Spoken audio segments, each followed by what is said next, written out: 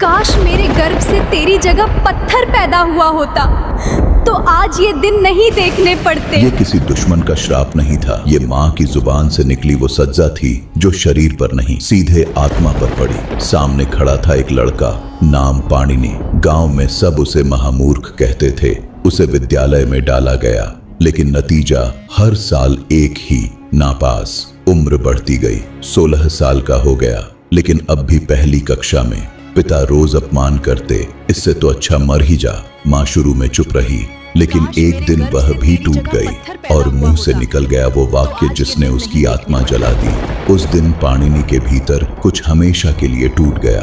उसने फैसला किया, अब जीना नहीं है।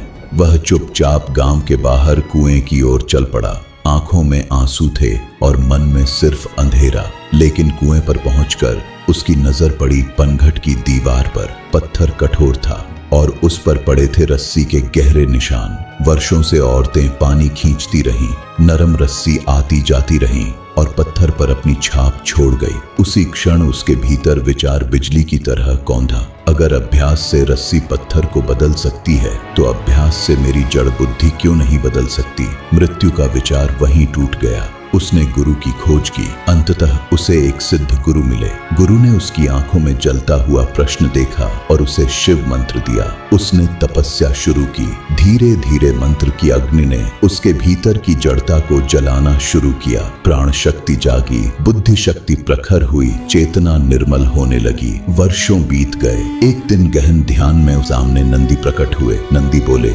शिव समाधि में हैं, तुम साधना करते रहो। जब वे उठेंगे, डमरू बजाएंगे, उस नाद से हर साधक को वही मिलेगा जिसकी वह पात्रता रखता है। पाणिनि अडिग बैठा रहा। समय बीतता गया और फिर वह दिव्य क्षण आया। ब्रह्मांड जैसे थम गया। नटराज शिव प्रकट हुए। उन्होंने तांडव आरंभ किया।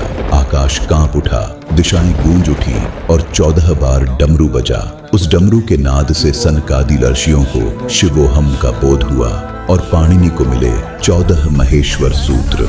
उन्हीं सूत्रों से जन्मा संसार का सबसे वैज्ञानिक व्याकरण अष्टाध्यायी। जिस बालक को मूर्ख कहा गया वही बना भाषा का आचार्य, व्याकरण का महर्षि पाणिनि।